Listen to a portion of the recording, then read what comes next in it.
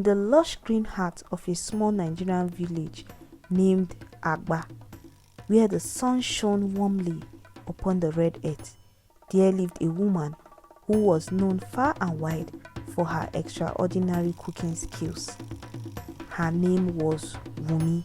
She was the most sought after caterer, and her food was said to have a magical touch, a taste that lingered on the tongue and in the memory for days.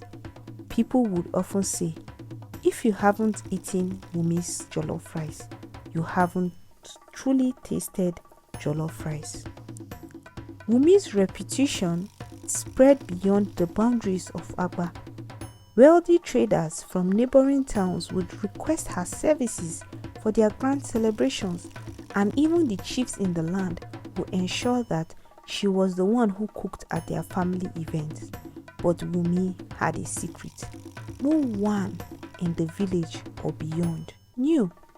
It was a secret that haunted her, but also one that kept her dishes unique, flavorful, and unforgettable. Wunmi was not just a cook, she was a master of her craft. Her ability to combine ingredients in ways that no one else could do was legendary. She would use the freshest tomatoes, the juiciest onions, and the finest spices. But there was something more, something that no one else knew. When Wunmi was a little girl, her grandmother, a renowned herbalist, had taken her under her wing. While the other children in the village spent their days playing, Wunmi was in the forest with her grandmother, learning about the herbs and roots that the earth provided. Her grandmother taught her the secrets of the land, the knowledge of plants that could heal, calm, and even enchant. As Wunmi grew older, she began to incorporate these herbs into her cooking. At first, it was just a pinch of this and a dash of that, but soon she realized that these herbs could elevate her dishes in ways that ordinary spices never could. Her food became irresistible, not because of the herbs alone, but because of the care, knowledge, and love which she prepared every meal. One herb in particular was her favorite. It is said to bring contentment, happiness, and a sense of well-being to everyone that consumed it. Wunmi would grind these leaves into a fine powder and add just a tiny amount to her stews and soup. The result was magical.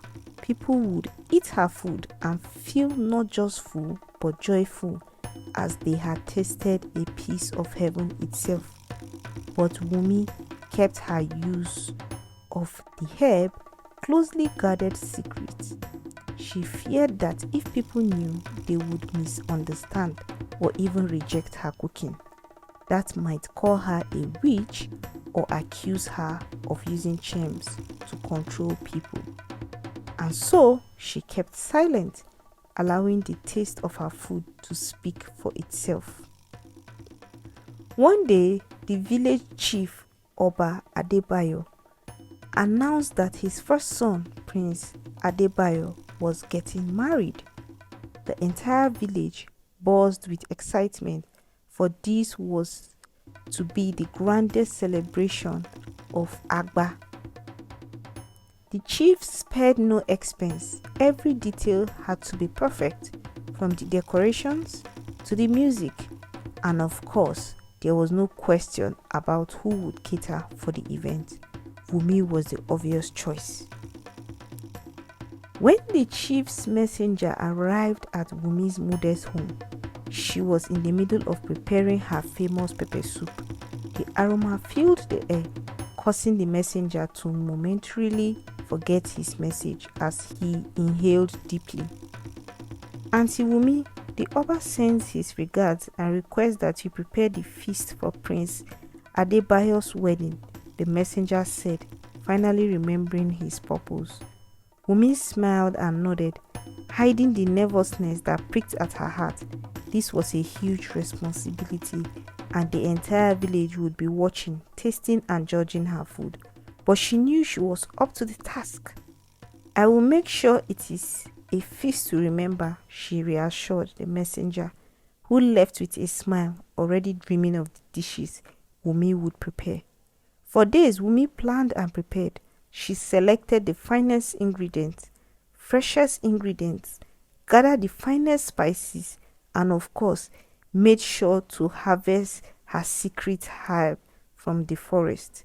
The closer the wedding day came, the more focused she became, pouring her heart and soul into every dish. The wedding day arrived, and the entire village of Agba was in a festive mood. The sun shone brightly in the sky, and the air was filled with the sounds of drumming, singing, and laughter. The square was adorned with colorful fabrics, and everyone was dressed in their best attire. Wunmi and her team of helpers worked tirelessly in the large open kitchen that had been set up for the event. The aroma of jollof rice, fried plantains, and spicy stew filled the air, making the guests' mouths water in anticipation. Wunmi moved with a calm precision, adding her secret ingredients to the dishes as she always did, ensuring that everything was perfect. As the guests began to eat, the compliments flowed freely. "This jollof rice is the best I've ever tasted," one woman exclaimed. "The meat is so tender, it melts in my mouth." Another said, "Even the Oba himself, a man known for his discerning palate, nodded in approval as he savored each bite." But as the day went on, something unusual began to happen.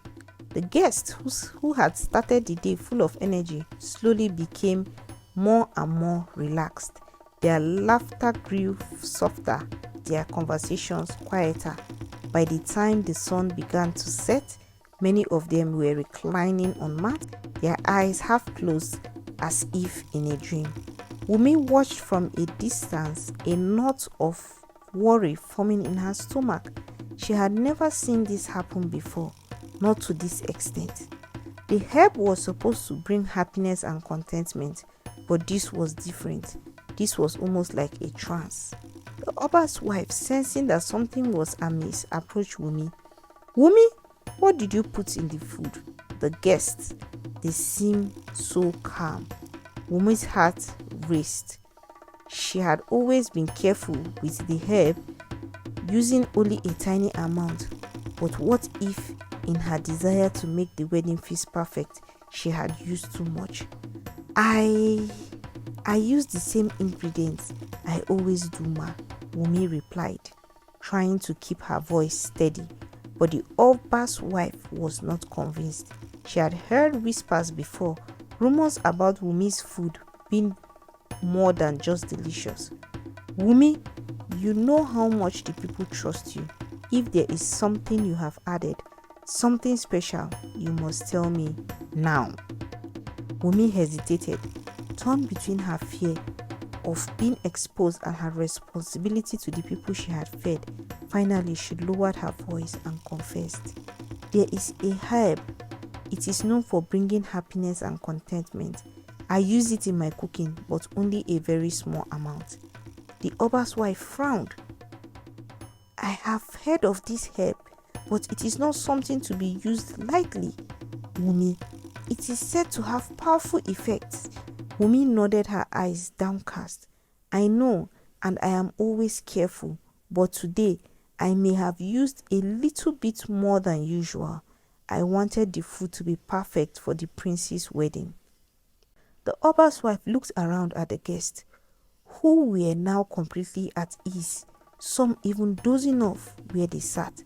She sighed deeply, realizing the gravity of the situation. "Wunmi, you must find a way to reverse this. The people need to be alert, especially as the night falls. We cannot have them like this." Wunmi nodded her head. Her mind was racing. She remembered that her grandmother had once mentioned that an antidote of the effect of this herb was a bitter leaf that grew in the deep forest. Without wasting any time, she gathered her herbs and set off for the forest, praying that she would find the leaves before it was too late. The forest was thick and dark. the shadows growing longer as the sun dipped below the horizon. Wunmi moved quickly, her heart pounding in her chest. She knew that if she didn't find the antidote soon, the entire village could be affected. The thought of being responsible for such a disaster spurred her on, and finally, after what seemed like hours, she found the bitter leaves her grandmother had spoken of. With trembling hands, she plucked the leaves and rushed back to the village. The guests were still in their relaxed state, some now completely asleep. The Oba's wife watched anxiously as Wunmi prepared a tea from the bitter leaves, her hands moving swiftly as she ground the leaves into a paste and mixed it with water. She went around offering the tea to the guests, who drank it without much resistance. Slowly the effects began to wear off. The guests started to rouse from their drowsy state, blinking in confusion as if waking from a deep sleep. "What happened?" one man asked, rubbing his eyes. "The food, it was so good, I couldn't stop eating," another woman said. "The food, it was so good, I couldn't stop eating," another woman said, her voice still dreamy. The Oba's wife stepped forward, addressing the crowd. "There was a small mishap, but we are glad it has been rectified."